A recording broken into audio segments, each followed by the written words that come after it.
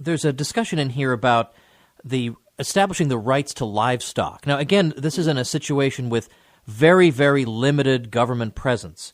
And you have a discussion in here about how rights to livestock were established and how roundup rules were established and how cooperation occurred in this way. So can you say a word about that? Yes. Now, there was at least some formal registration of ownership, and one of the first things that a territory would do before it became a state would be to establish a brand ownership system.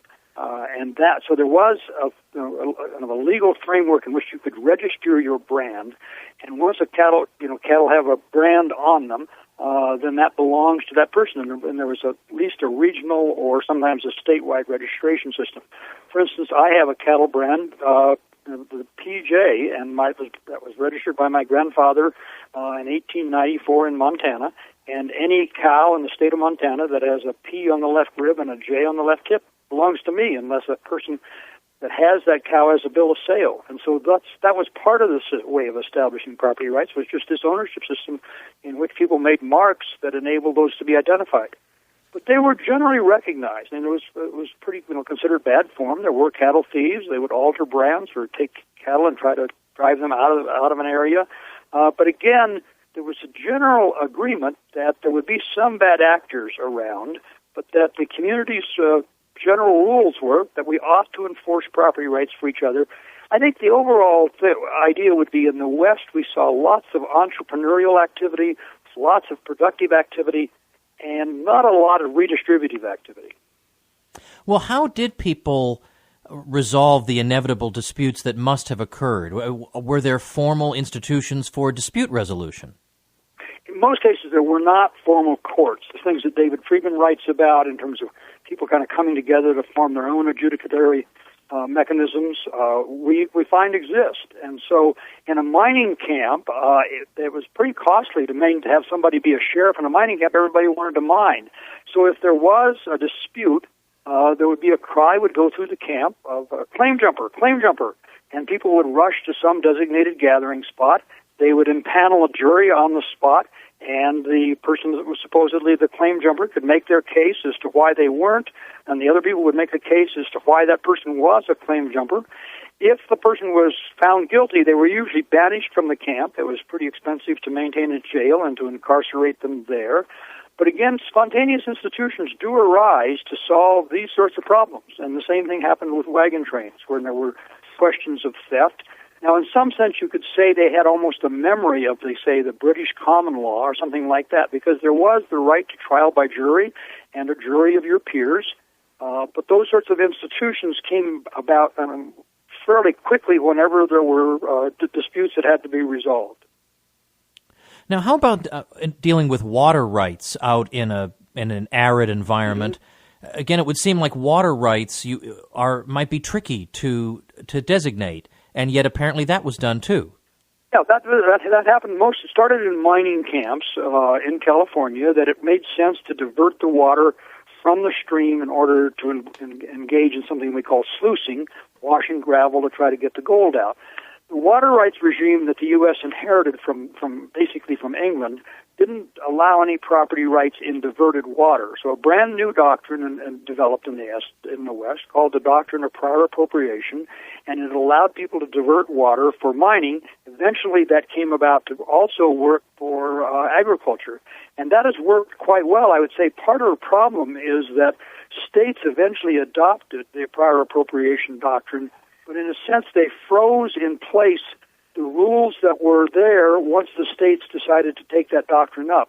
And so we now still have a lot of water rights conflicts. Most of that is because we don't have regimes that allow water to be transferred from one place to another. And that's oftentimes because of state rules that prevent it. Now, the overall thesis of this book is, as you doubtless realize, quite striking, especially to the lay reader. So I have to say I'm very curious to know, especially since the book was published by Stanford. So, it's not published by Joe's Publishing House, so that gives it a certain plausibility to the scholarly reader. How was it received? Reasonably well. We've had some disagreement about some minor parts of it, People want to argue about, if you get involved with a historian, they'll argue about, did you get the treaty date right on some particular part of it. But I would say that whenever we've been able to present our evidence, generally people have said, yes, that seems to make sense.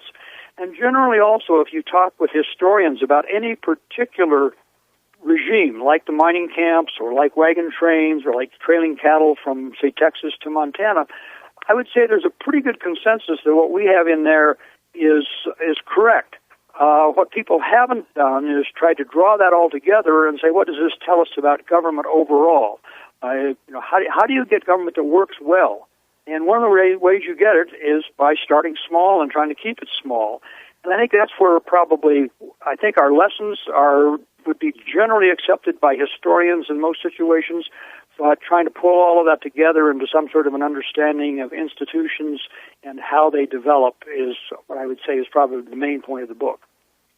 Well, it's obviously not a coincidence that you have an interest in topics like this, and you also are a senior fellow at the Property and Environment Research Center there in Montana. So can you maybe take a few minutes to tell people about what PERC is and what kinds of things it's doing? PERC works largely on resource questions, environment and natural resource issues. We approach it from what I would call a free market perspective, which means we think property rights are important and getting the incentives right are important. So much of our environmental policy in the U.S. is what I would call top-down command and control. We'll just tell people to not do bad things, and we'll tell them to do more of good things. We think it would be a lot better to start from the bottom up and try to think about most of the issues as property rights issues. They're usually property rights conflicts when we're talking about environmental issues. And so we think a lot about where are the incentives wrong in terms of environmental policy and how can we go about getting them right. Now, I know we hadn't agreed to discuss this beforehand, but I'm very interested in the work that PERC does, and I'm very supportive of it, so I just can't help asking another question or two. Now, especially in Montana, I mean, in a lot of these states, there are a lot of landowners who have had bad experiences with federal environmental bureaucrats or the EPA. How does PERC help them out? Does PERC instead do policy studies saying that maybe the federal government ought to take a different approach? And what types of disputes do you see, especially in Montana, the federal government having with just your ordinary landowner? A lot of the disputes have to do with things like EPA regulations on land, say water rights or water areas. We get involved a lot in terms of water rights disputes. We get involved with Indian policy. That's a big issue in Montana. We think that a lot of the power has been taken away from the Indians on their reservations. We just had a conference that finished this last week on that topic, trying to give them much more control of their own sorts of destinies. We look at timber policy. Federal government owns a lot of the land here and has basically not managed it particularly well. It's turned out that bureaucratic incentives oftentimes stand in the way of good environmental policy. So we talk about those sorts of issues. We look at mining issues. So it's all of those sorts of things that we deal with. Can you tell everybody what the website for PERC is? I bet it's pretty. I bet we could probably guess it. Very straightforward. Just PERC.org, PERC.org, and we list our publications, of which there's a lot. We have a whole series of conferences. We have programs for graduate students and undergraduates. We also publish a newsletter so people can get on the mailing list and find out more about us if they want to just go to PERC.org. Well, I hope people will do that. I strongly recommend it. The book is The Not So Wild Wild West, Property Rights on the Frontier. This is it's a tremendous thing, I think, to be able to say that you were involved in a seriously revisionist work that will forever change the way we think about a chapter of our history. I mean, what a privilege to be involved in a project like that. And I hope people will rush out and get copies, and budding historians will see this is how it's done. So, P.J. Hill, thanks so much for taking some time with us today. Thank you.